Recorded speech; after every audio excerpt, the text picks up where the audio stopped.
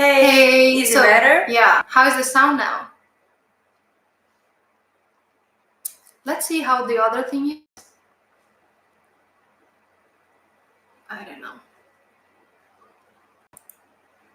Hello, is it better? Much better? Okay. Okay, perfect. So we're going to close the other one. Yeah. Let's just say here.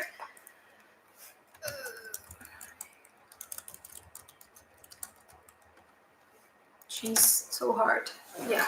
Okay. And this one. Okay.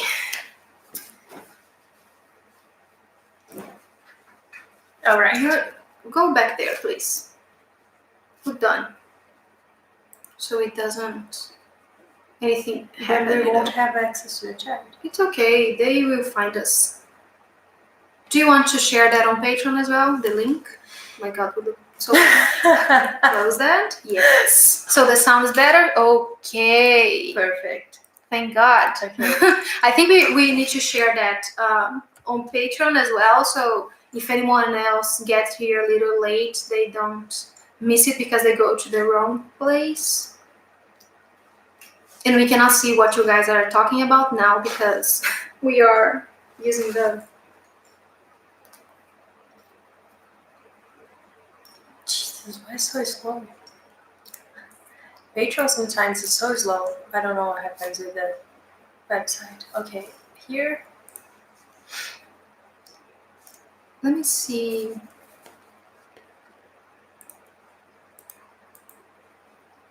My sister is having problems.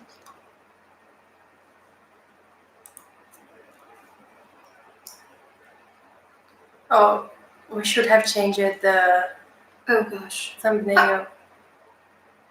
What? Well, I don't know. Okay. It's fine. Let's see what happens. We can change it later. That's all? Do we need to change anything else? I guess I have to switch timelines to connect with Atlantis. Yeah. Did you get the right link for this? Like here? Yeah, Share here? Is that what you do? Copy? Is that what you did? No, I just copied the link I don't from understand. up there. The link to what we were seeing? Oh Manda boy. esse link pra Duda também. Por Okay. favor. Save. It looks horrible. Okay. Almost done, guys. We are investing in new equipment. I think next week we're gonna get it. We bought it from Amazon, so we are waiting. Amazon. Yes. We are waiting for it. Okay. So I think that very soon we are gonna have a better light and better camera. Yeah, and a microphone. And another streaming platform and stuff. Yeah, so I think things are going to be looking better next time. Sounding better. Yeah, I don't know what happened here Less today. delay. I don't know, last time as well. It was so complicated. Yeah, last time it was too, so awesome. Okay, guys, I think we can start it now. Woohoo! Okay. So today we're going to speak about Atlantis. This was a theme that was suggested by one of our patrons. I think we asked about it, and a lot of people said that they wanted to hear us talk about it during one of the channelings, right? Yeah, I think it was. I think it was with the Arcturians, like the first time we showed the Arcturians, and something about Atlantis came up, and we wanted to talk a little bit about that. And first thing that I'm going to say, I guess, about it is something that Yeshua, some terminology that Yeshua uses, is whenever we are looking through our time, you know, if we look through something just moved, right, and made a lot of sound. They are very active today. Whenever we are going through our timeline or even dimensions within Earth and everything that is in Earth, like let's say the Second World War, or Atlantis, or Yeshua's time, we are working within the dream. So what Yeshua refers it to, it is truth with a lowercase t. It's not like truth, but it is truth for us because we are living it, and a lot of us align with those things. So that's the first thing that I'm going to say. We are going to talk about a lot of things about time and timelines and things related to that period of time where Atlantis thrived and Atlantis fell and all of that. So it is within the dream. Let's just get this out of the way, And another thing that I would like to say about that is it's within the dream, and you are within the dream right now. And you can expand your consciousness so you can understand that you are not this. You are not only this body, you are not only this consciousness, and you can access everything because you are a divine creator at all times. That's the truth with big case. I don't know how to say that, like capital T, right? That's the truth for reals, we say. But you are still living within this dream. So using things to help you navigate this dream, or using things to simply making everything smoother or happier, or if you need to get healing or whatever, you are creating this dream always. So why should we neglect things that we created that are in our awareness, in the sense of, oh, so this is not oneness, oh, so this is not aligned with the truth that is true always. I don't play that. I think it's a very very judgmental thing that the New Age community has, that it's like the pointing fingers, like, oh, so if you don't believe in time, you don't believe in past lifetimes. And then people start calling it parallel lifetimes, which is a little bit more correct, yes, because everything is happening in this globe, it's how Yeshua shows it to me all the time. It's like in a sphere of time and not a line. Yes, but you are still within that, and you are still within that dream, and you chose it. It's not like you were dropped here, like, oh, go see that. I don't know how to say that in English. Like, okay, do your thing. You chose everything. So you chose to know about Atlantis. You chose to know about the Magdalenas. You chose to know about sacred sexuality and how those kinds of alchemy were presented to you because it serves. And if it doesn't serve, then it doesn't serve. Do you understand what I'm meaning? It's the only thing that I guess what I want to convey is there is no judgment. So if there should be no judgment. If it works for you, remembering that lifetime in Atlantis, I will tell you a little bit about my experience with it and everything regarding that New Age thought and all of that, and how that can mess up with your mind and messed up with mine for a while. But judging yourself for looking for things to calm your ego, I don't think it's a bad idea. So that's just my perspective. So that's what we'll be talking about today. It's like a dream within the dream that is Atlantis, and how it works for us, and how it reflects on us right now, and how we can improve our lifetime right now, how we can empower ourselves right now to reach our full potential by using those things that we learned from that parallel lifetime. Because that's what I want to give you. That's how I want to serve you, to help you find ways to empower yourself and to feel more, to love yourself more, and all of those things. So I hope it makes sense what I'm saying, because as always, they are many and they make me a little all over the place.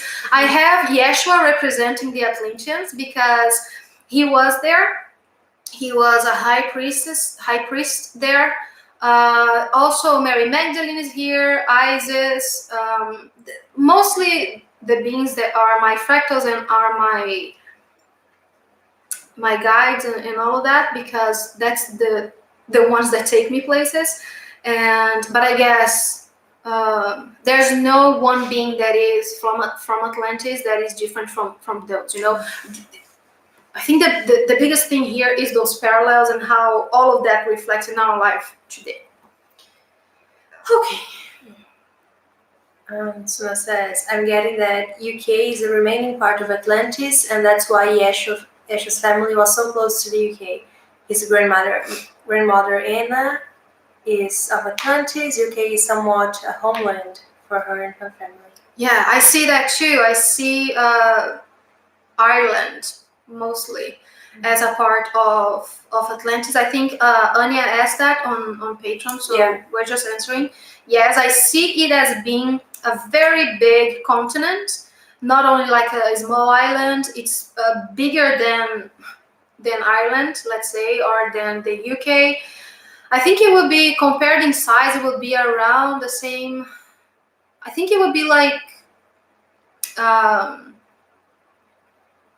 Australia, but more elongated. And I see it coming from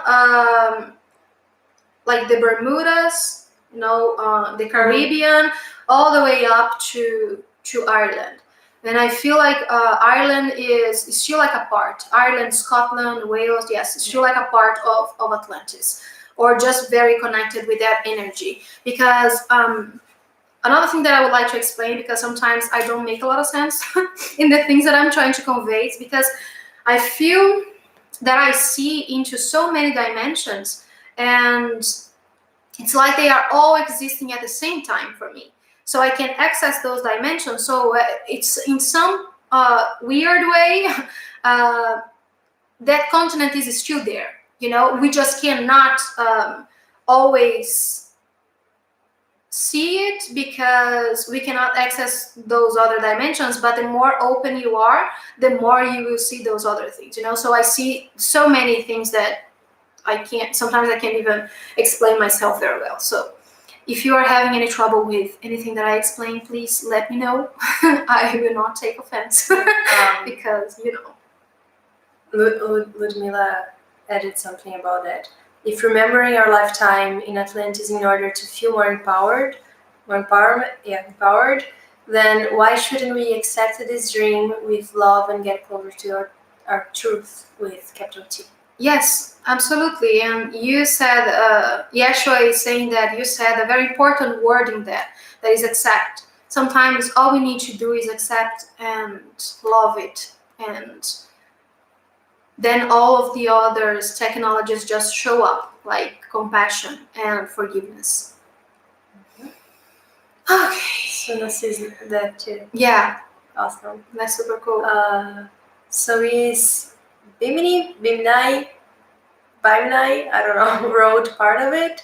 Edgar Cayce said we would see it rise in the Bahamas. Yeah, I think that that's what it's referring to. That's what Yeshua is saying. The more you are open to see different things, and the less you are judgmental about the things that you are seeing and the things that you are experiencing in this physicality, the more you just allow the flow of you to just come, the more you can connect to those other dimensions and those other timelines and existence, or however you want to call it. So that's the things that they're referring to when they say that it will rise again, not only in that sense, but the more we are developed, the more we are, I don't like to use the word developed. I think it's aware of our power, aware of God within us, the more Atlantis will rise, and we will get there into those things. But I think that the first thing that I wanted to talk about, I have some notes, some notes, because it's just so much information. So I wanted to give you guys something before we can really dive into questions, because I just got so much information throughout my awakening, because Atlantis was a very important lifetime that is very connected with this lifetime, and I had so much to forgive within myself regarding Atlantis that was one of the first things that I saw. Well, in truth, I always dreamed of huge waves. It's like tsunami. and I'm very connected to that kind of energy. I always have premonitory dreams when a tsunami is happening in the world, which is scary and not fun at all. But I used to have those dreams all the time, and Yeshua taught me that it's exactly because of that connection with Atlantis and everything that happened there. And he says that a lot of people have those kinds of dreams exactly because of Atlantis. So if anyone here has those dreams with huge waves or just huge bodies of water, and yeah, that's very connected with Atlantis. So I've gathered a lot of information, and I've been trying. I sat with Flavio and I'm like, please help me, because the way I see it's like a round ball of information. I cannot put it in a line. I cannot put it in a chronological order because I can't see working in that way. So I don't know. Anyways, I'm so scared of tsunamis. Yeah, me too. Mm-hmm. Do you want to go through the questions before we Let me start? just say some of those things that I prepared here before I get all distracted with Yeshua's energy as well, because he is so excited today.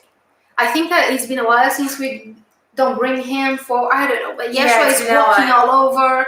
He's very excited. Yeah. And he's distracting me a lot. So the first thing that I wanted to say was the connection to Atlantis with the Lion's Gate.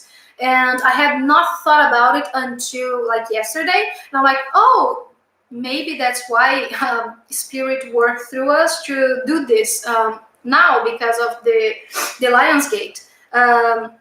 So just explaining it in the shortest way that I can. The Lion's Gate was an opening, was a creative means of experiencing duality. We call them the Lion people. So they were, if we are considering dimensions, they were up there in the 12th to 20th dimension, and like we talk about 5D, they were 12D or 20D. So they were way up there, and they wanted to create in duality. It's fun, they said. So they decided, okay, let's do this. So they opened a portal and they came through, but with the duality came all of those things that they were not used to. They had never experienced fear, let's say. So that's when everything started. I don't really want to get too much into that, the whole galactic history thing. If you are aligned with it, I would suggest to go to one of Pamela Erling's class. I think she has a couple of those, like Meet the Pleiadians, Meet the... there are those. The Lyrans. There are many that Galactic History 101. So enlightening if you are into those stuff. It's just so good.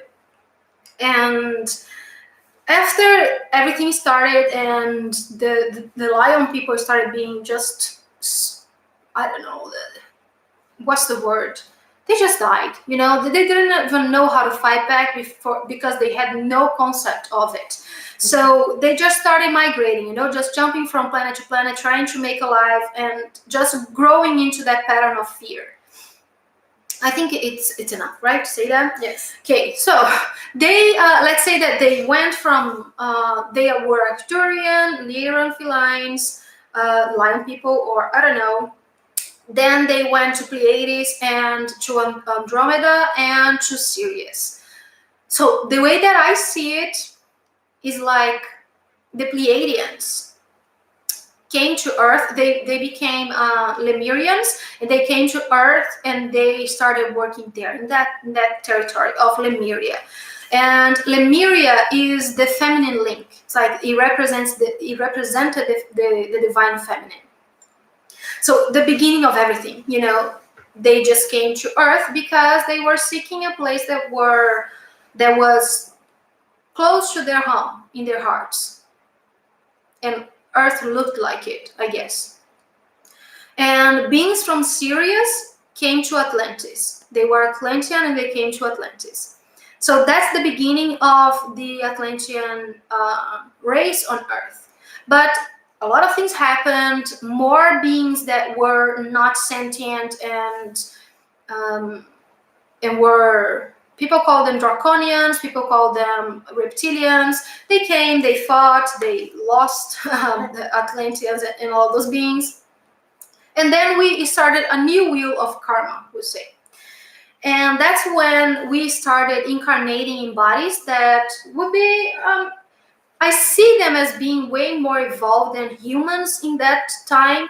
It's a lot like we see Pleiadians, or we see representations of Pleiadians. They were very androgynous, very tall, but they looked like humans, but there was just some differences in like the height and those things, they were very similar looking, the way that I see them, people in Atlantis, because they had a lot of awakened DNA. Because I would say that they have a lot of alien DNA, but we do too, because we came from that. So we have dormant DNA, they had more awakened DNA. That's how Yeshua is explaining it right now. I see a lot of them, the majority of them that I see, they have long blonde hair.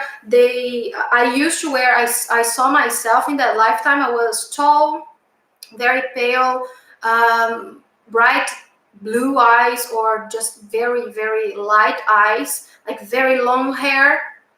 And I used a tiara with a stone here, which is very interesting because Arcturians, they have like a crystal here. So I used, it was gold with, Yesha is saying it was a quartz, the white one.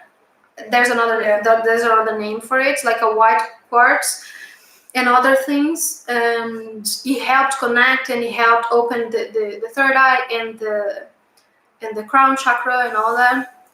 But people, we'll call them people. They weren't very, I think we will get there to that point. But yeah, we can call them people. People that were very enlightened, as we will say now. And one would ask, why? So why did that happen, right? Why did Atlantis fall if people were enlightened? And that was one of the hardest things for me to understand. It's like, okay, so if they were very evolved, if they understood their connection with the divine, why? Why did it happen? And it's been a journey to discover that, because it's so enrooted in so many things that we're not serving. And Yeshua is saying that the best way to teach about it is power under and power over. It's because there were other humans on Earth that did not have that kind of awakened DNA in them. So Atlanteans would sometimes use those humans that were not as evolved as them, the way that they believed, to try to experiment on them. And the way that I feel it, it was not always, not everyone, but yeah, mostly everyone thought that they were doing a good thing. It's like you are researching a cure for something, so you kidnap people and say, okay, we are researching a cure for cancer. We can't kidnap those people. They're not going to miss them.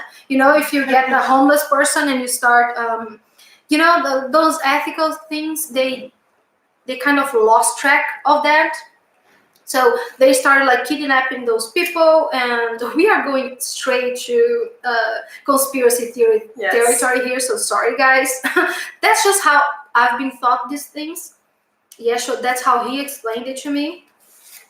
If it doesn't align with you, it's fine. But they started experimenting on those beings, and that created another wheel of karma that we wanted to fulfill here now. So that's why I wanted to bring that up, because that correlation, that relationship between you feeling more powerful and you subduing others in that kind of way kind of started with Atlantis. And that's the biggest parallel that we have with today's era. And if you think about the last time that something that strong happened, it was on World War II. It was with Hitler and the Nazis and all of that, because it was power over, power under. Why do we choose those things? So that's one of the reasons. And that's one of the reasons why, that's how Yeshua explained it to me, one of the reasons why Lightworkers now, incarnated now, have a strong relation with Atlantis. It's because we felt like we owed, yeah, that's the word. We owed the collective that knowledge that we had in a more balanced way. It's like we have that in us. We want you to learn to, we want you to activate your DNA to, and we don't want to subdue you anymore. We want to do it as one. And I think that's the most beautiful thing about that. And going through that, knowing that you would give us that we have now in this new age of ascension, as we are calling it, the new arising of the Christ consciousness and all of that. It's because now it's like we've been through all those cycles within this dream. And now we feel not only empowered enough to keep doing that, but we feel like we've learned within the dream. Does it make sense for you guys so far? Am I boring you? I talked to Father before this, and I'm like, I don't want people to be bored with that stories, because, let's take a look at the questions before I continue talking like a crazy person. Okay. Let's go up a little, please. So I think the first thing I read was Corey saying yes. I was like, oh, so you're boring people. Okay.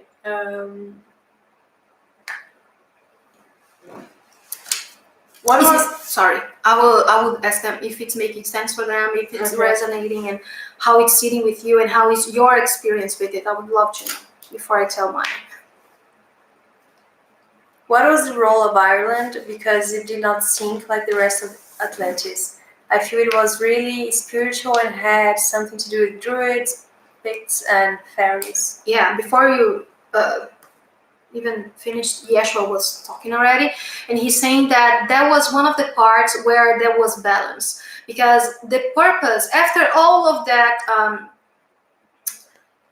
DNA engineering that aliens did on apes and on almost Neanderthals, I'm probably not pronouncing it right in your language, and then on Homo sapiens. And to get to those points, there was some times where aliens changed the DNA and worked with it and changed and created a human being as we know. That was like the first phase of this, we'll say. And after, when that was done, that was another thing that created a lot of guilt, because an animal has a soul, and we understood it, we knew it, but we experimented on them anyway. So then we decided, okay, we are going to incarnate in those bodies now, because we've done so much harm, and we believe that technology so much, like let's say creating a human body, that we are going to try our experiment right now. And we started incarnating on bodies and forgetting everything. So that's where the mess really begins, right?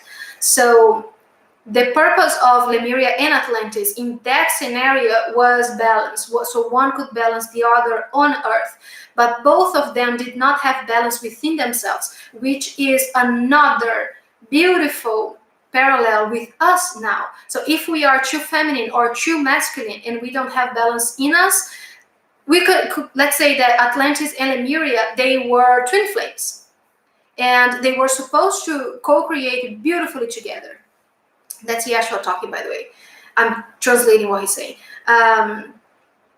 They were supposed to co-create beautifully together, but one could not find balance within itself. So it could not balance with the other. So one of those parts of the land where Ireland is where people had balance, is where people did not forget, because Atlantis was all about technology and the divine masculine and that powerful and that creative side of the God mind and not the heart.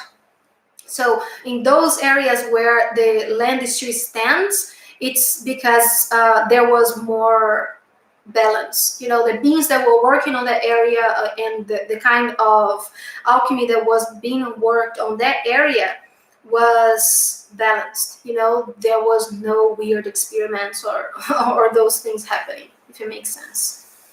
And I really liked that correlation that he made with the twin flames and how it reflects on us. It's very, very interesting. Thank you. It's like you can tune in because you can change your TV signal. Yes. Yeah, it's like I change a channel, but it's not really. It's like I can see all the channels. It's not, I was looking at the TV, and then when I took a step back, I see that it's a TV, and I can see all of them, one after the other. Yeah. Interesting about how much of Atlantis is in water, something special about water. Like we are water on dry land. I feel something special about being water in water. Yeah, absolutely. And so many priests worked with water in Atlantis. This is one of the technologies that they use that is so fascinating to me. And the priests and priestesses, you know what I mean.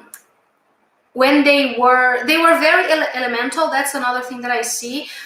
Some people, there were like 5 types of priests and priestesses. That word is so hard. For each of the elements. So earth, water, fire,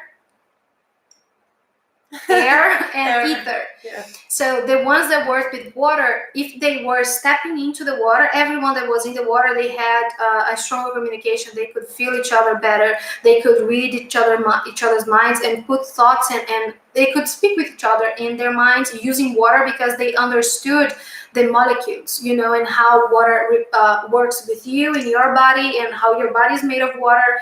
So it's so very fascinating. And I see them working together in the main pyramid. And it was a very, very big pyramid made of crystal. I see it as being some type of quartz, but I don't know if it's my perception of it because I see a lot of gold in it as well. But it would be like a white quartz, like a milky kind of quartz with some shimmers of gold. Like the energy, I could see the energy that was being channeled. So it was like some golden things that walk through it. I don't know. It's very beautiful. It's some shimmer, And in each corner of it, like the south represented this and that. So each corner was one element, and the ether was in the middle that was channeled through the points of the pyramid, and the connection between all of the other elements. And that's the kind of priestess that I was, and Yeshua as well. And we worked together on this, on channeling that ek, or the energy of the God molecule, or ether, or sound and light, and nothing. It's just so complex too. There have been reports that a crystal pyramid was discovered in the Atlantic, and it was part of the downfall. Is that true? I feel like it is, because I have so much fun watching the conspiracy theories. Me too. And about it being the reason why the planes go missing in the Bahamas, in the Bermudas. Yeah, it's because So there's much just fun. such strong energy there. Yeah. I'm so scared of tsunamis and deep water. Oops. Oh my god. Okay. Like your glasses. Thank you. Still adapting to it. Yes, Maria. Yes. That's where we get the myths. Humans. That's something that I wanted to talk about because of those experiments. So the first thought that they had is because the dolphins, they were the smartest, so they wanted to go there, but others did not agree. They said, no, I want to have feet, So it's pretty much like Ariel in The Little Mermaid. So I want to have feet. I don't want to be swimming. But yeah, the first experiments that they made, I believe it was with dolphins. So they were half human and half fish, which is not fish, it's a mammal, but swimmer. And I know they tried with other things as well.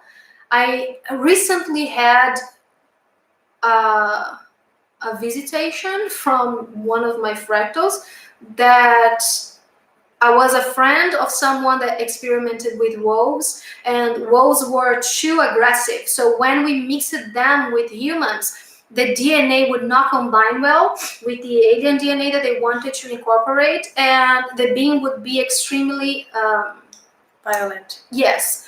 And we did not create those beings inside the womb of a woman. We made it in like capsules, because it was too dangerous to connect yourself with that, and to create that kind of connection as well with that being, so you wouldn't feel like you are its mother, but we kind of did. Anyways, one of those scientists, they helped the wife get pregnant with one of those beings, but it was just a little tiny baby with bright yellow eyes, and it was vicious. It was like a newborn, but it was vicious. It was locked in a cave, and I'm like, dude, what did you do? So that's the kind of things that went down there. Yeah, I had a dream once of me being tested upon. So there were I didn't look animal, like wild or anything. I looked a lot like them, but I was one of the, how do you call, like the lab rat, but the labs. Yeah, but I was you were like a lab rat. Yeah. And they would come, and every time they would try something different, but I wasn't afraid of them. It felt more like a defiance and like a challenge, and I felt very angry, but it was and powerful at the same time, which was weird because I was being captive. Yeah. So yeah, and the memories that I have, I was the one experimenting on beings. But I think it was even before that, because I see have turned. Well, I'm fine. Just kidding. I saw it as being more of a thing that was even before Atlantis, in that era.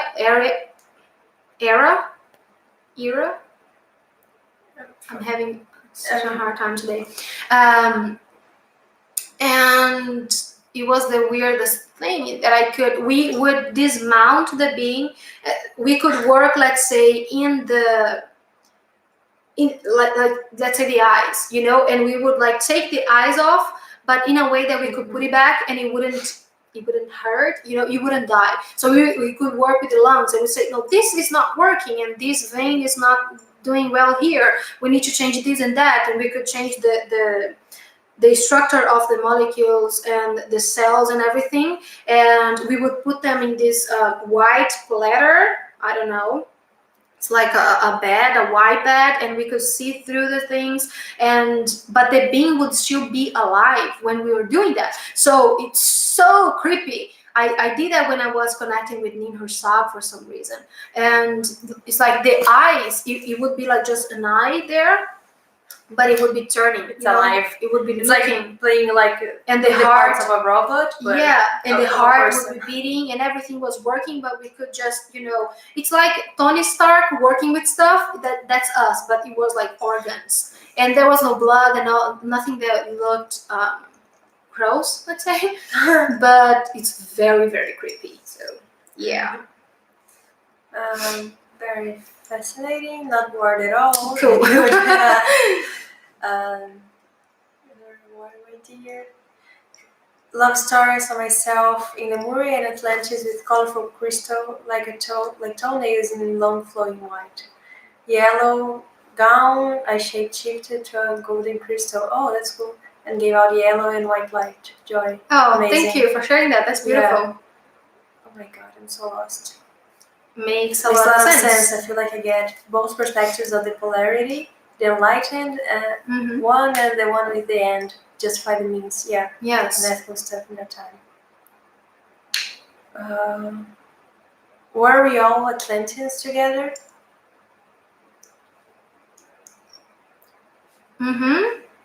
Yes, Yasha is saying that yes, most of us here were incarnating in that time. We lived way longer lives, around 200, 400 years. So we sure met because being that old, and we didn't look old. We would look 20 forever. He's saying that you worked with fire, Corey. You were one of the priests that worked with fire when we were there as well. So I think that you were there for the one of the falls. That's another thing that I don't see only one falling of Atlantis. I see as one thing after the other and some years in between. You know, we got a lot of what's the word? Warnings. You know, it wasn't the first like, oh, you guys are crossing a line. You know, Mother Nature started like, oh, guys, stop that. And we kept going and going and going. And it got to a time where the balance was so disrupted that it was just too much to bear. So I can tell you guys as well the remembrance that I have from the fall of Atlantis and exactly how that happened to me. If you want, let me know if you want to know that as well. Have you seen the plane Wicked? It takes up the shift of our relationship with animals to subordinate animals. Yeah, it's amazing. I didn't think of that. The connection between them. Yeah. No surprise, my twin flame apparently was from Atlantis and me from Lemuria. Yeah, wow, that makes a lot of sense. I got goosebumps all over. What the correlation between priesthoods and alchemy is with regards to age regression?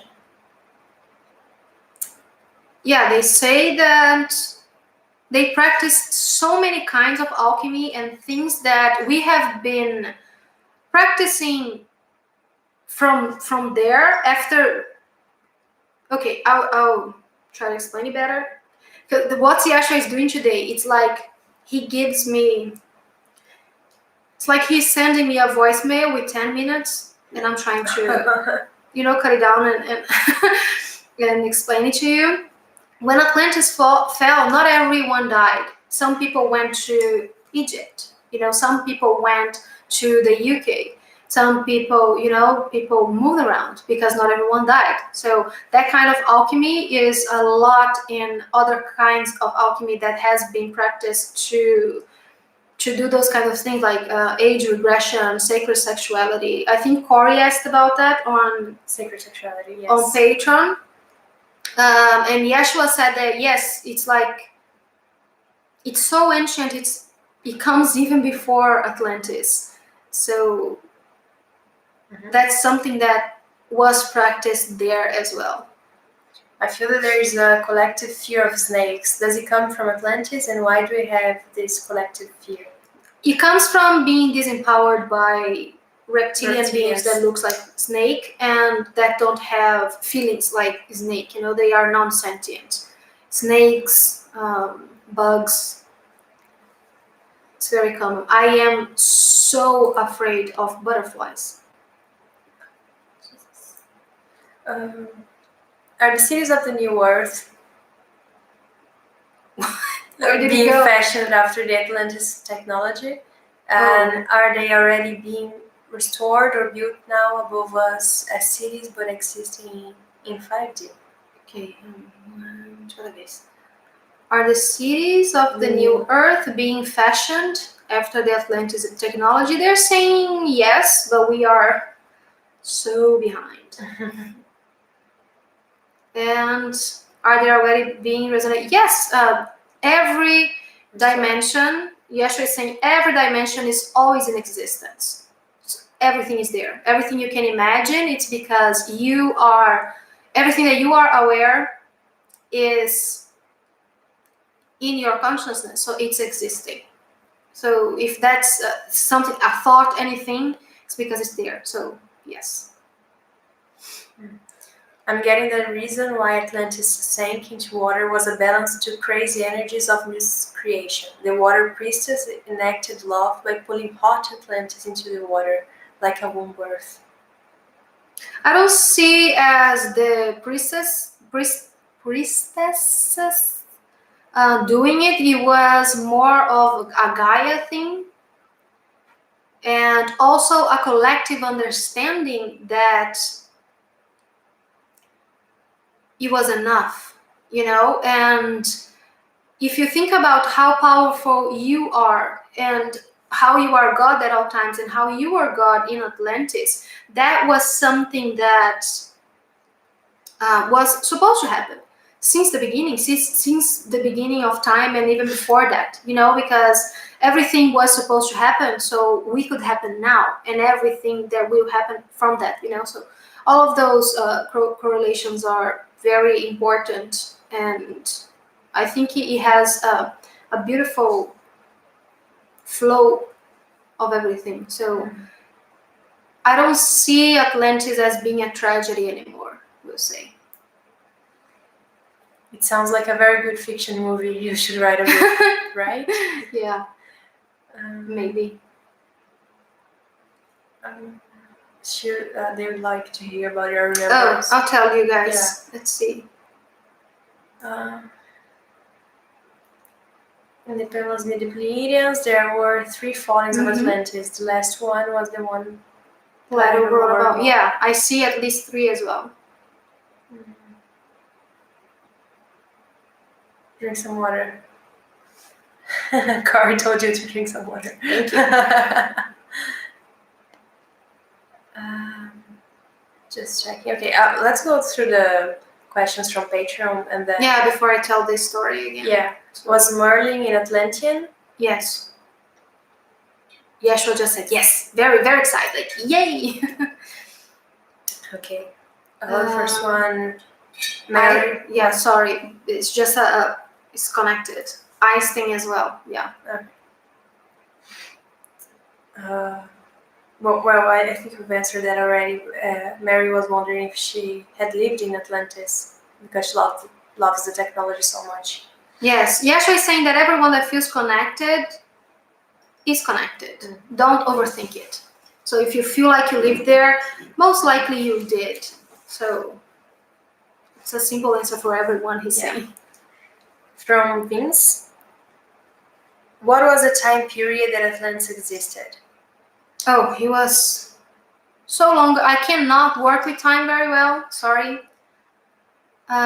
Because it lost all meaning for me.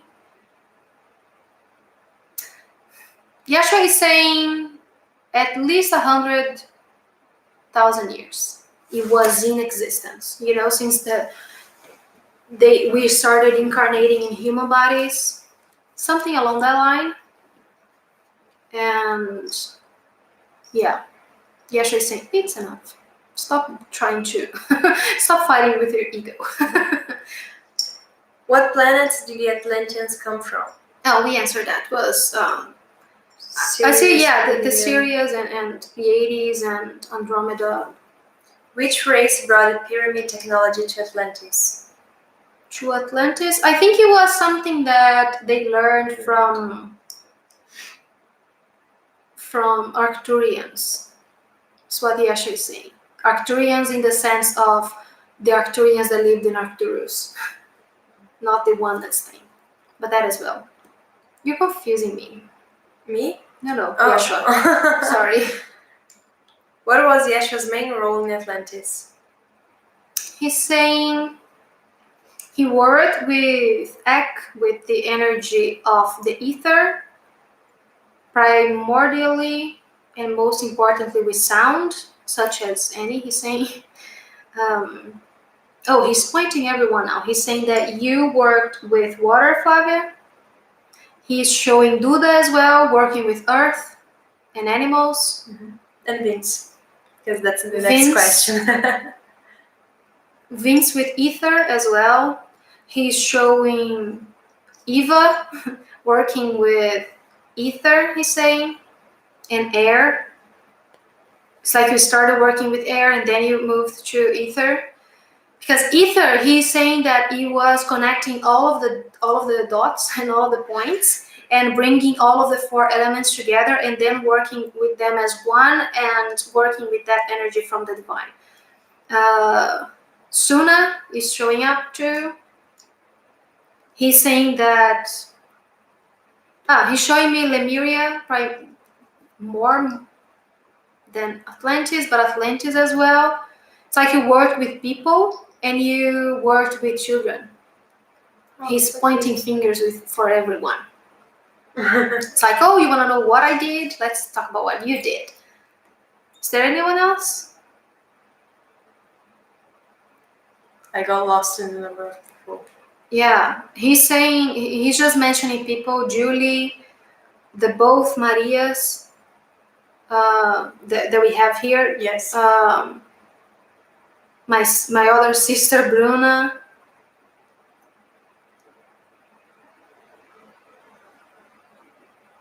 Pamela. He's saying that's enough for now. Yeah. So he worked with the energy of ether and channeling that energy to transform that energy into something else. So we would use that energy to fuel everything, like electric energy in houses. The cars worked with that. It was 100% clean energy that was channeled from the cosmos. Very fascinating. That's what he did most of anything else. And he worked with healing as well. He's stopping a little and he gives you hope that you're going to continue, and then he says something else and you've looked at it like 3,000 times already. So, can I continue? And he just, and that too. I was talking, continuing the conversation in my head, because sometimes I do that. I forget to speak out loud. I just continue. I had comments in my head. Yeah, I think there's some follow-up things going on here. Corey and Roger, I just got a memory of our connection to Atlantis, not just one memory. What does Yeshua wants us to know about Atlantis so that we can unfold the highest and best good right now, unfolding the new golden age? He is saying, as per your own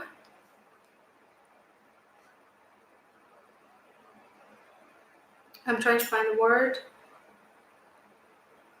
As you requested from that beautiful development of the dream, you wished to learn to access God within without losing the connection with the human. And that's what you learned from Atlantis, and that's what you bring in your DNA today, that kind of knowledge, that you can do both. You can be divine in a human body. You created this body to work exactly in that way, so you could open your own DNA as you wish. It's very, very interesting what he's saying. The way that he's showing it to me, like, we created the human DNA to be open in phases because that's what we wanted to experience.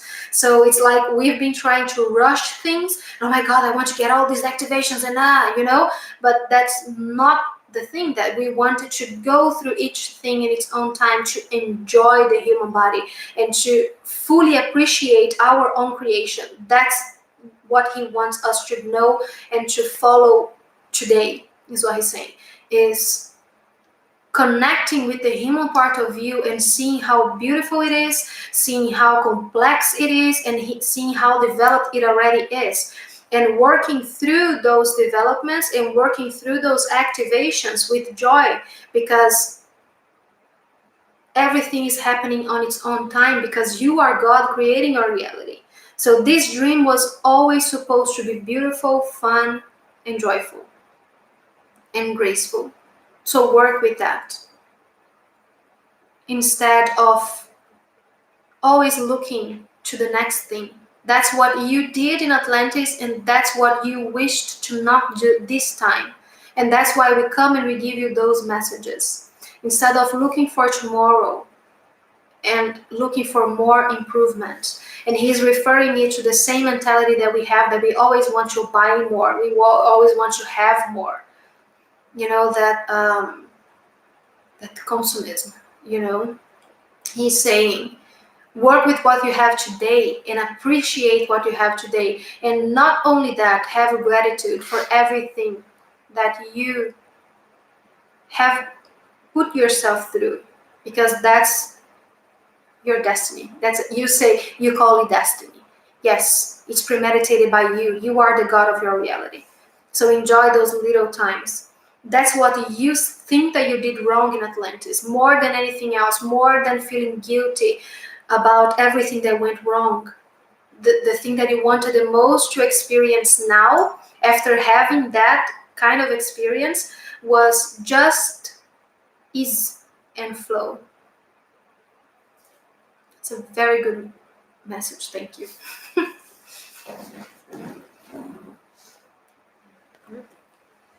I think we skipped a question there. Did they have elongated heads, or did they shape them themselves? I don't see elongated heads. I see them as being human. That period of time, you know, after we start incarnating in human lives, in human bodies. But some aliens do. We have talked about the relationship between Lemuria and Atlantis, right? Yes, Yasha is saying that, yeah, we're only going as far as saying that Lemuria was supposed to represent the divine feminine and Atlantis was supposed to represent the divine masculine, and it was like we had those two big twin flames on Earth, and that's why we connect so much. Well, he wants me to talk about what I channeled this afternoon about the twin flames and the correlations with Atlantis, because so many people feel connected with twin flames and so many people don't. And it has so many layers, and I'm not going to talk about all of them because it gets confusing. But the way that he showed it to me, it was for that, let's say that last lifetime before Atlantis fell, when we chose to reincarnate there, it was already with that intention to try to make things better and to try to correct the course of how things were going. In the egoic sense of way, he's saying that's what we chose to do. And in the divine way, we knew that we were there only to soothe things and to guide us now in the time that we are, in how things are playing out now. So once we were in a body, our whole motivation was to change the course of it, you know, to not let Atlantis fall. But let's say that our higher self's plan in that lifetime was to let it happen because it needed to happen. But as that motivation was to work with those things, they were not very easy to work with. After you just incarnate and forget almost everything. We did not have a strong veil as we have now, but we forgot some things, and some people were less connected than others and all that. So in that last incarnation that we chose to come, some of us came in physicality with beings that were so strongly connected with our soul essence, with our soul group. And we suffered a very emotionally traumatic event. And those people felt binded together. Those people, those beings that were there, that suffered that kind of trauma, they felt super connected, and they felt like they had missions with each other, because the feeling was we did not fulfill our mission, because we came here to undo this and we could not undo that, you know. So he's saying that's the first thing that helps you heal, is understand that God knew that Atlantis would fall, and God let it happen, because that was the creative meaning of everything, and that was supposed to be how things developed. But that egoic part of us that was super connected with the land and with the learning and, and with a mission, needed reassurance and needed help. And that's why we chose to incarnate with those strong beings that were so strongly connected with us and with our soul essence. And those are twin flames. And we chose to incarnate there, and then we chose to incarnate here. And that's why so many of us have this feeling that, oh my God, I have this one twin flame because I feel this being. It's because we have a little bit of that remaining energy. He's trying to talk to Flavia, and he's making her third eye tingle, he's saying. It's gonna get confusing if you give different messages. Is he saying anything?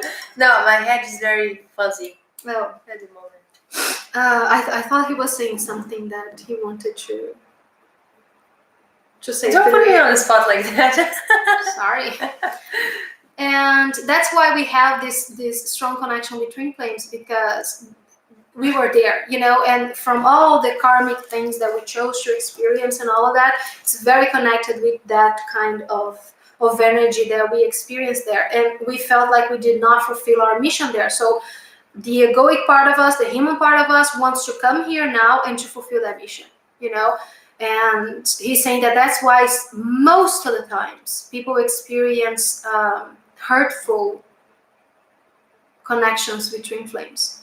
It's because you feel like something is missing. You can never see things as being completed. You are going back to that same train of thought that you are not enough and things are not enough and you are not fulfilling your mission.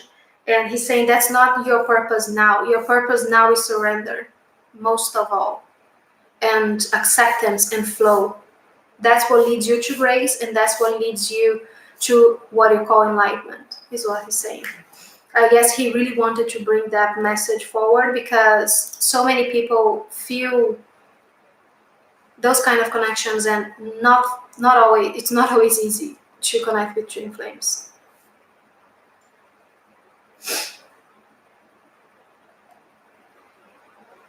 Next question is from Eva.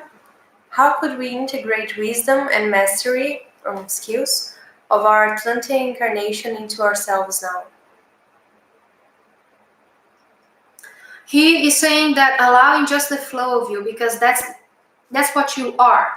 And as he's saying, those activations in your DNA, they are going to happen in its own time, in its divine timing.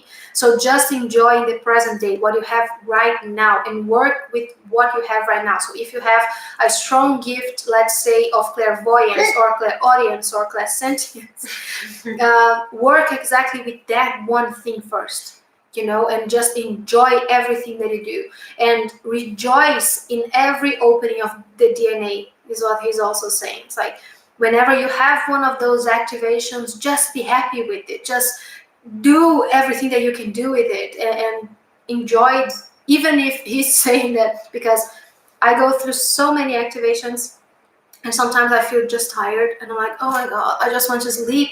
And he says, you can enjoy that. Enjoy that you can just lay down in bed and read a book, You stop trying to find the next thing and find the next thing. He's saying that that's the best way that you will connect. It's not looking for it, it's not seeking for it. It's just allowing that flow that is always there. It's always present. He's saying it's the same as abundance. It's always there. The only thing that you need to do is get out of your own way. So just work with that,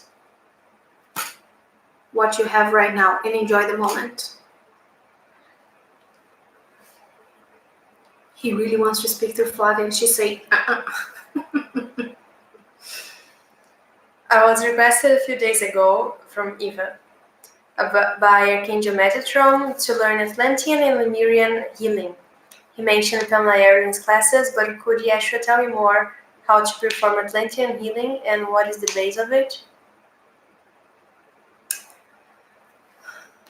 He's saying so many things. He's saying it's related to alchemy, it's related to sacred sexuality, and it's related to your connection with the Arcturians. That question was from Eva, right? Your connection with was it from Eva? Yes. Oh, thank you. Yeah, he's saying that your connection with the Arcturians and your connection with that kind of healing, and he shows me those lasers, blue lasers, and channeling energy from the divine and just being a bridge of that energy, so you can help and you can visualize exactly where that person needs that energy. So we'll say maybe the heart, so you can direct that energy and you can visualize it as being a laser. He is showing me so many crystals, so you can use those crystal wands to channel that kind of energy as well, to help you go like from your arm to the crystal. That's a very big good receptor, he's saying, because the crystal can take it. Sometimes the energy is so strong that the kind of material you are working with is not very good to receive that energy and to spread it in a complete way. So he's saying that clear quartz is very good to do that. Selenite as well is very good to use that energy. So that's what he's showing me. It's like you're using this point, the crystal point, like a wand. It looks like this big, and it's narrow, and you are pointing into the places where the person needs healing. So let's say that he's saying it doesn't even need to be like, oh, I need to open my third eye. No, I have sinus problem. You just point it to the places, you put it exactly on those places. If you have places that are hurting, they are sore on your back, you put the crystal there and you visualize that energy being channeled. He's saying that that's an ancient technology that works so very well, and using crystals to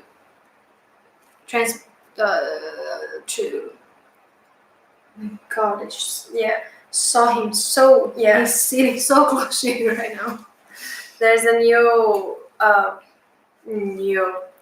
pen-like tool that is being sold in the internet, that it does just like that. It's like acupuncture, but it's a pen. You don't use any needles, so you just point it at the place, just the same thing you do with the crystal, but of course the crystal is he's saying that those lasers, they are not as powerful as you with the intention working with the crystal. This one is just like a metal, like a pen, normal pen, and you just put it there. But it's very interesting how they are bringing it back. Also. Very, very interesting. I really like it.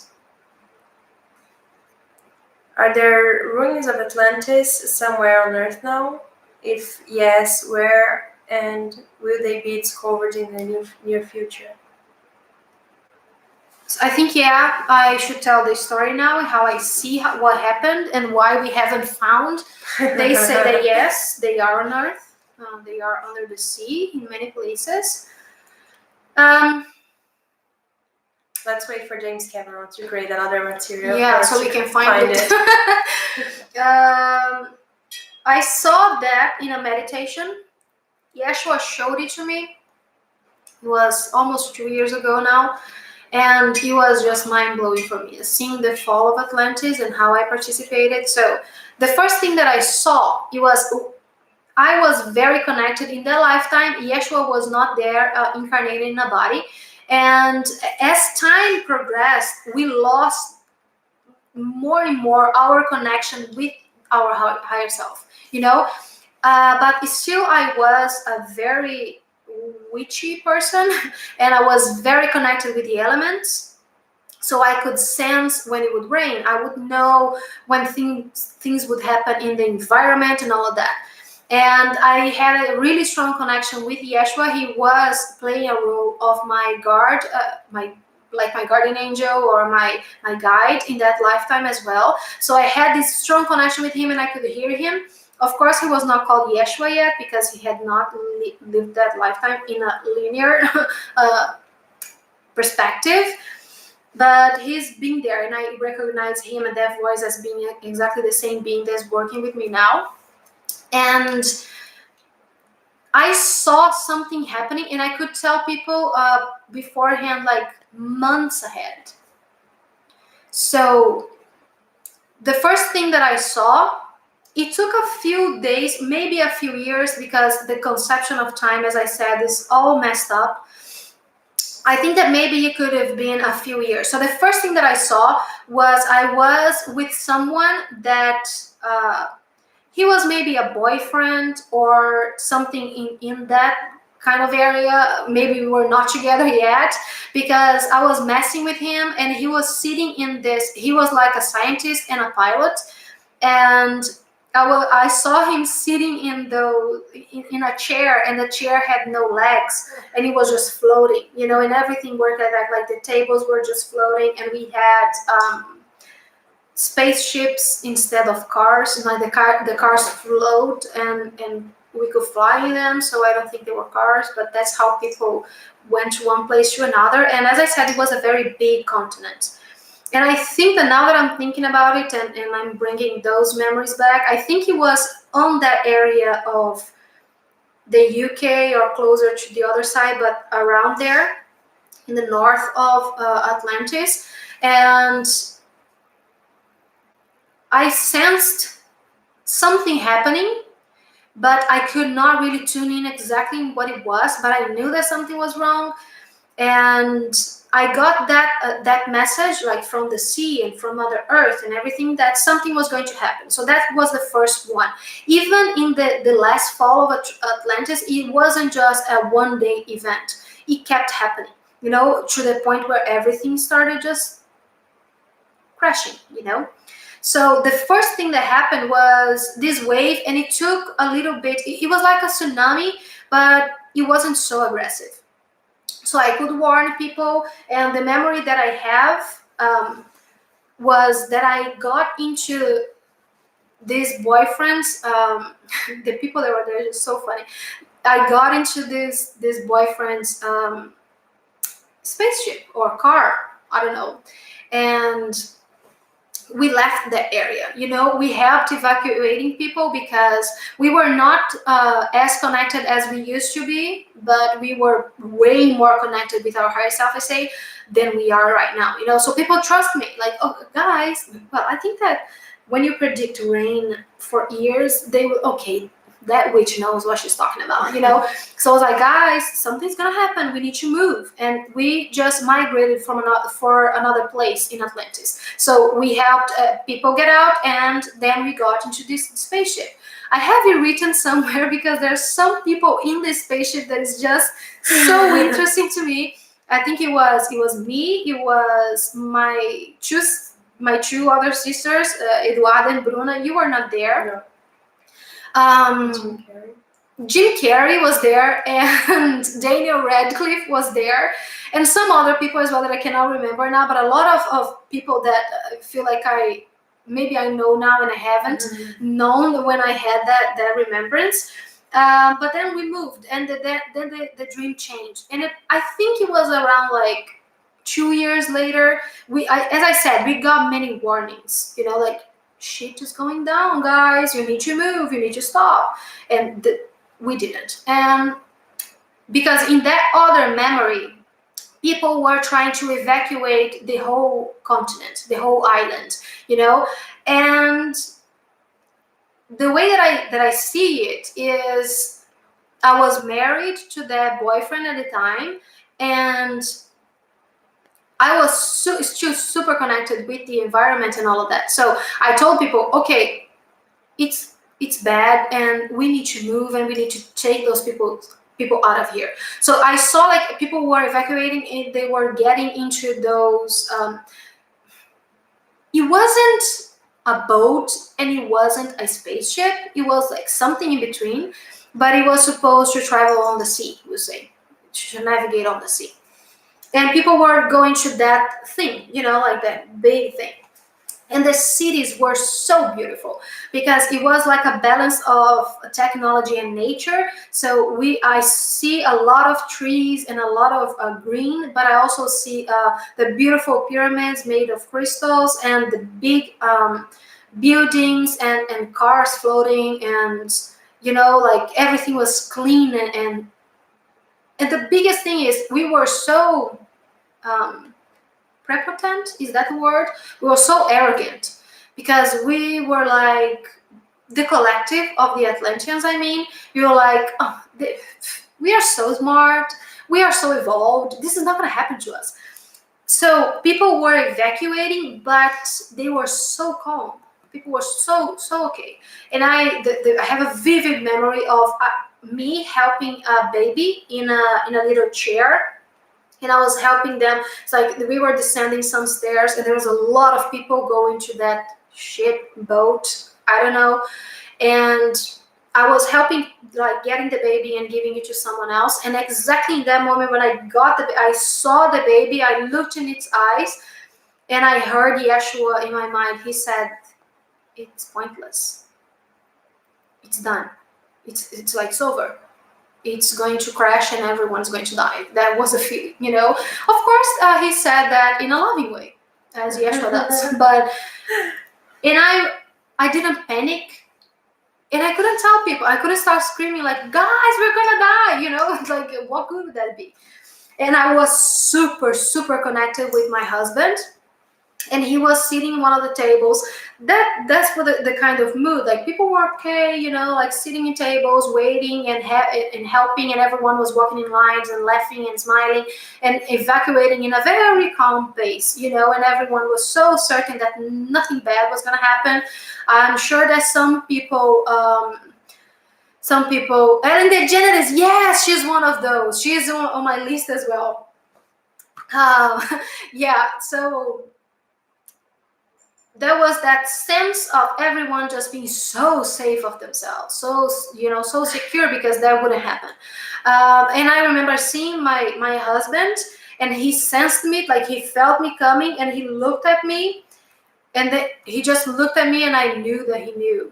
So I just went and I hugged him, and he was sitting in a stool, like, and his head was here, and I remember like the feeling of his head touching my heart, and he just said, "It's okay." But the feeling was, it's not okay. Everyone's going to die because of me, because I could not predict this. I could not predict that it was happening right now. I could have done this and that and that, but there was no words at all. So the first thing that I remember seeing, it wasn't even a wave. It's like the earthquake was so strong. It just folded Earth. You know, it was like that part of the island, it was like this, you know, and we were standing here, and the pyramid was here, and everybody was trying to get out and get to the place. Things started shaking for a second, and weird sounds started happening, and I was just numb at this point. I'm like, okay, we're gonna die. And the earth folded itself over. I saw like the earth coming to us, you know, like streets and trees and things falling over, and people started freaking out, obviously, because who wouldn't?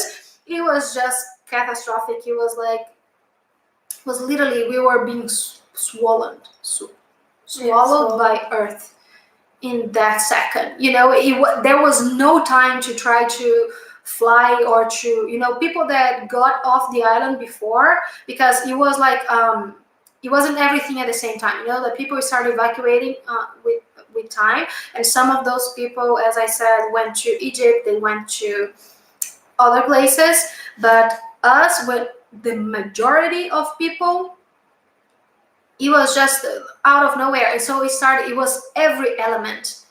It was wind, and it was earth coming on us, fire coming from everywhere, and volcanoes starting erupting out of nowhere, and rain, and a tsunami, and everything was over. And the only thing that I remember was seeing the pyramid. It's like the pyramid folded itself, and it was falling on us. And that's the last thing that I remember from that lifetime. And another thing that I just wanted to say on that train of thought, it was that I carried so much of that guilt from that lifetime with me to this lifetime. And it was so hard for me to put myself in that place that I am right now, that I am bringing those things to you, and that I am speaking my truth, and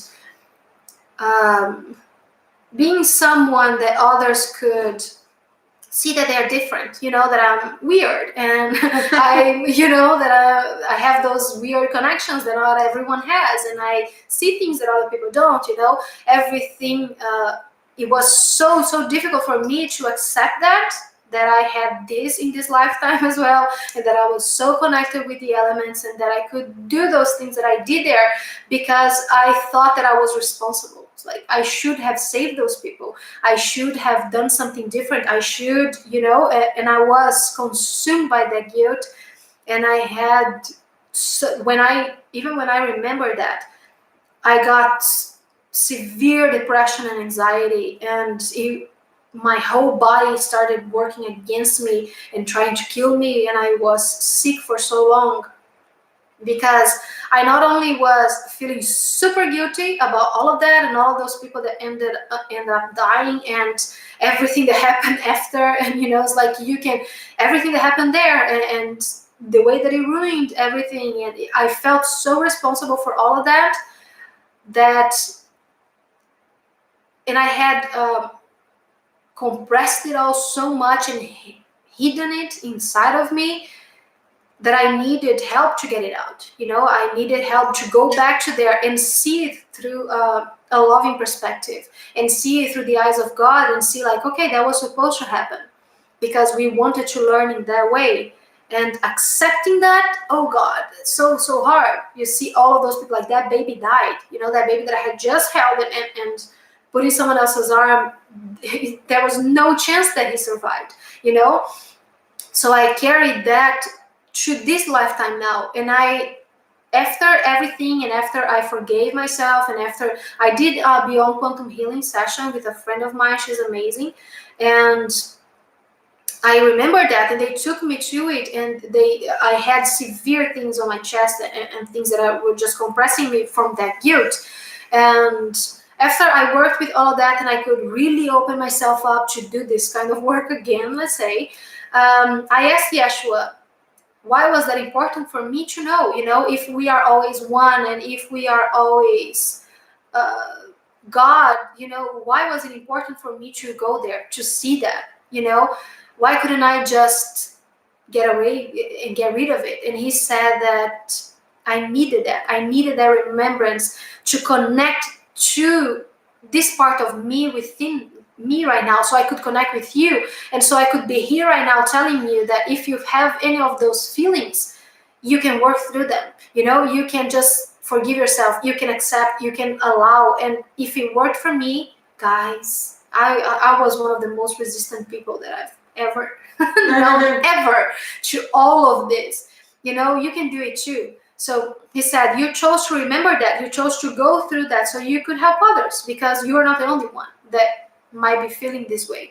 So yeah, that's how Atlantis fell. That's how I see how it happened. I was in one place.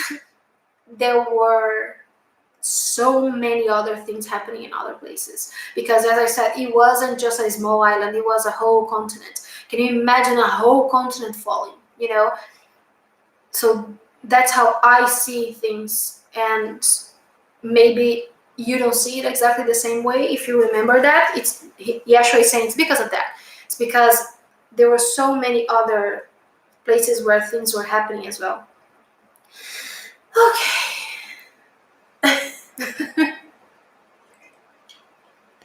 Let me see what people have been saying here. Let me go. Okay.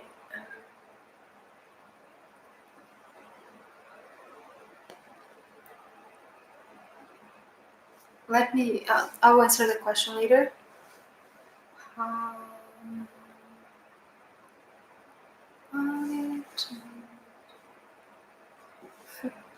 Roger says that he likes your last too.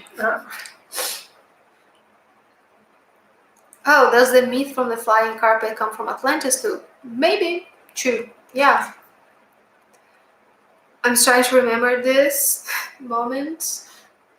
The funny part is that I see Jim Carrey, Dana Radcliffe, and Ellen DeGeneres. Yeah, that's super cool. See, we were friends with Ellen. God, I love her. Feels like I just watched an apocalyptic movie. Yeah, that's the feeling. Your story of Atlantis is making me remember being in the air, seeing Atlantis sink. I was either in spirit form or flying a ship. Yes, a lot of people got out in ships, like flying. Makes a lot of sense. You are one of my favorite persons of all time. I don't care if you kill me in Atlantis. Thank you, Duda. I'm kidding. Yeah. I that just happened. So yeah, I don't think it's. What just Is happened? Shakira in there anywhere? Because I know I have a big connection with her energy. Most likely. I love Shakira. Shakira has an effect. Yeah. Are there more questions? There's one from Corey here. How do I know when I have received an activation? Yeah, she's funny. He's saying, "Oh, you know." He's saying it reflects in so many things and it can happen in so many ways. It depends on the kind of deactivation. It depends on. He's saying that you just went through a very big one related to the heart chakra. He's answering you particularly, Corey, about that. The opening of the heart chakra for accepting more of your own power is what he's saying, because you've been accepting a lot of your power in your womb and you've been accepting a lot of your power in your head. But now you are going to start accepting your power in your heart, because that's the center that was opened, is what he's saying. And he says that it comes in so many ways with emotions like anger, fear, what we call anxiety. He's saying that we might see many triggers because we manifest them, so they can help us see what doesn't serve anymore, so we can work with those things. But he's saying in a more general way, it really depends on the kind of activation. But most likely it will reflect on the physical body, he's saying, because that's what you are working with now. This age of enlightenment, of awareness of God, is not one that you can that you wish to work without the body, is what he's saying. So the body is a very important component of whatever it is that you are wishing to accomplish in this lifetime, you know. So it's not a purpose to release the body, it's to work with the body in enlightenment, in awareness. I just received the information of Corey. I drew you something today, and I didn't know who it was from. I just received it. It was from Lakshmi. Oh, Yeah, that's awesome. yeah. She's so loving. It just popped up like. Did the Atlanteans have and use crystals similar to the Lemurian crystals to contain coding and knowledge? Yes. They are saying that yes. It was very. They worked with crystals for literally everything. They're saying that it was the best way to channel energy of any kind. So we had crystals everywhere. You know, our houses were made of that kind of crystals that allowed electric energy to work. We used to sleep when we were super connected, and when we worked on the pyramids, like when we had those kind of jobs, we used to have tourmaline beds because it helped us grounding. Or what is that? Oh, onyx. So because it helps us ground, and when we sleep we could rest the body more and all that. Which is, I really want a tourmaline bed. Think about it. Yeah. Oh my god. Oh, I just remember I dreamed of you, Corey, 2 days ago. No idea why. That's cool. Did I have a way to heal that feeling of not completing the mission? Yeshua is saying you need to work through that and question yourself and do back those. He's referring to our mentoring and that first day of mentoring where they give you a bunch of questions that you can ask yourself, like, how did I manifest this, you know, and how is this serving? Because if you have this feeling now, it's because it's supposed to work in a way with you, even if it is or not serving right now. it is supposed to activate something in you or catalyze something in you. So work with that feeling. Yeshua is saying, honor that feeling. And why is it? Go deeper, because he's saying that you work very similarly to me. The way that your mind works and the way that your heart works and how connected you are, but sometimes we just need an explanation, right? I was saying that to Flav. It's like I knew that I needed some forgiving of myself. I could not do that forgiving without knowing where it was. My mind just does not work with that, and that's something that I felt like a little oppressed by the new age community, you say, because I needed to go to that lifetime. I needed to see that. I needed to understand why I was feeling that way, because when I saw that, when I was confronted with that, I could begin to accept, I could begin to understand, and that's how I soothe my ego. So I'm working with my ego. So he's saying that it might work for you to work that way as well. I think Corey is another one, Julie is another one, that you work, Suna is another one, to work with that and not against it, which doesn't always work the same. For example, for Flavia is so connected with the now. She doesn't have those needs in her mind, to go to that, and she doesn't even have memories of what she ate today, so it doesn't really matter, because she works with the present so strongly, and that serves her that way. So work with what serves you.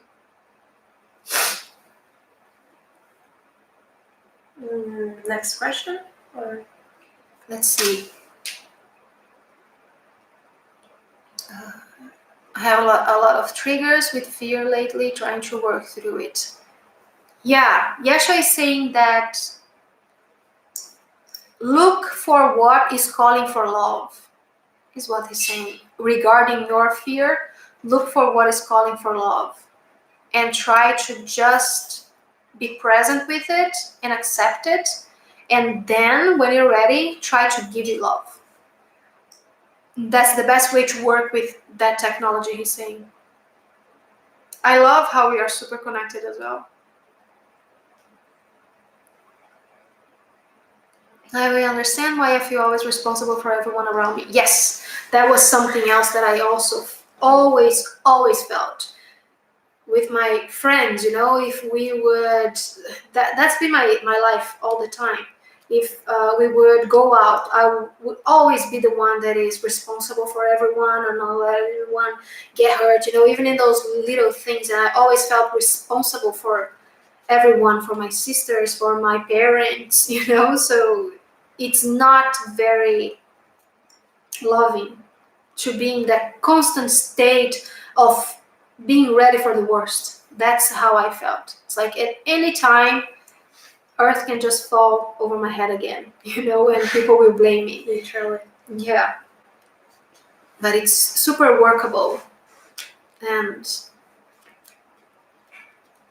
I think that that's the biggest parallel that we all have, is whatever it is, whatever we brought from that, it's serving us to open us to something bigger and more fulfilling than it was there. And I think that that's the feeling that we have, that we need to accomplish something. That feeling is not wrong. The thing that we want to accomplish is surrender, is 100% flow, and just believing yourself enough to know that whatever is happening, it's happening because you are God, and God is making that. And I think that that's probably the hardest thing. It was for me. It still is, obviously, because sometimes we just want to control everything. We want things to work the way that you want them to work. And just accepting how divine you are and how your reality is a reflection of your divinity always, and everything is there as either to serve a lesson or a catalyst or an activation, because you are that powerful, because you are able to create that. And it's beautiful. It's something to rejoice and something to be proud of, we'll say. So I think that that's today's message. That's why I wanted to talk about Atlantis and how it relates to us, and how we can learn from that and grab whatever it is. Like, there were so many beautiful technologies that we can just bring to this lifetime if we only allow ourselves, of not being afraid to face that, and to face that part of us that was there. And of course, I'll say again, not everyone. Some people don't feel any guilt, don't have, and it's, guys, you go, it's awesome. It's not like you're missing or anything. That's why I don't want 3 Nights of Dark. Oh god, yeah, like I'm not playing that game, not again. Let's not do that again. This all makes sense. From that time, I still wish I could help more. I am an activator, yet I feel I wish I could have helped more people. Yes, letting go is very important. And knowing that it was not your responsibility to save anyone, like it wasn't mine in their lifetime, because everything worked exactly as it was supposed to work.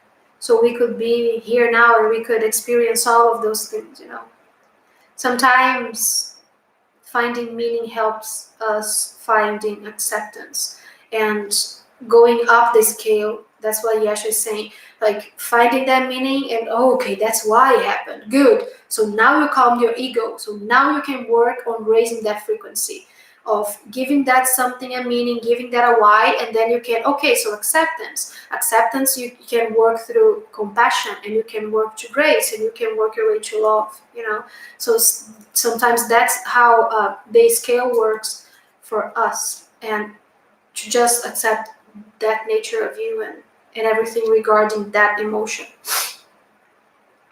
Do we have another question, or are we done? No, we have a few yet. Let me see. Let's go through the questions. So I'll stop just saying nonsense. What was the role of the Magdalenas during Atlantis, and how can we integrate these aspects in this current timeline? They're showing me the priests and the priestesses. I will never learn to speak that. Say that word. Priestess. That's the word? Yeah, whatever. They understand. Yeah. Yeah, some of us worked with those technologies of the elements and applying those elements in our daily lives and working with that kind of alchemy. They say that we have so many more connections with Lemuria, though, because that's a strong divine feminine collective, the Magdalenas. Next one? Okay. I think that's it. I feel you may have answered enough of this one, but what are the lessons our collective learned during Atlantis, and what are the programs we are still enacting from the Atlantis timeline? It's a good question. Mm-hmm. The lessons were flow and Yeshua is saying, flow and surrender, and relying on the answer that comes from God, that comes from the God mind and not the ego mind. So that's the biggest thing that we wanted to learn from that. And that's why we feel connected with Atlantis. And what was the other thing? What are the programs we are still enacting from the Atlantean timeline? He's saying power over and power under. The old belief that you are disempowered, or that life is working against you and things are happening to you. He's saying that that's where the collective is still a little stuck. It's on that disempowerment thought and the lack mentality. Is it over? Yes. Okay, guys, so I think that's it. I've been talking and talking for 1 hour and 40 minutes. Do you have any last questions before we go? I feel like Yeshua is very complete with his answers for this subject. He's never fully complete. He's saying he really likes to talk as well. Oh, he say I took that after him. It's very sweet. So I think that's it. If no one has any other questions, we will go. We have the next thing that we have on our schedule is channeling of Gandhi. We are channeling Mahatma Gandhi on the 13th for tier 6 and up. Yeah, 6 and up. Yeah, I think so. Okay, so he will be talking about compassion, and he is so loving, so good to work with. He's super cute, and I will be channeling him, so you will be able to hear him. I've heard that he has an accent. Yes. I could not bring myself to listen to the recording yet, but it Very seems like cute. he has a very strong accent, and yeah, so that's on the 13th, and I don't even know. Oh, we have a ritual with Isis on the 16th. Yes. Awesome. Thank you. I'm glad that you guys liked it. There are 13 crystal skulls on our planet? Yeshua says yes. And he shows me Pamela's face, so I think that's something that she has more information on. Thank you. Why trans channel instead of being awake? Huh? Why trans channel instead of being awake? Or yes. So I don't get in the way, first of all, because I have not worked with Gandhis too much yet. And sometimes I like being in trance and giving you guys the opportunity to really feel his energy, the way that he speaks, and you know, I feel like you get a better connection maybe if I trance channel than if I do it consciously. I don't know how you guys feel about it, what you prefer. I really like being awake because I can enjoy the party. Because when I trance channel, I don't remember anything. I don't know what happened. And sometimes I get some remembrances later if they want me to remember something. But mostly I don't really remember much. But yeah, I think that I like to do at least once a month, bring a being and just be in trance so you can really feel that energy, and it's different as well. And I can just get some real good rest. Deep sleep. Awesome. Okay. So thank you. See you guys on the 13th for Gandhi, and yeah. See you That then. was amazing. Thank you for listening to us, and to me particularly. Yeah, I got half off. asleep. Yeah. Got all fuzzy and stuff. So Yeah. So yeah. Love you too, Corey. Love you guys. Bye. Bye.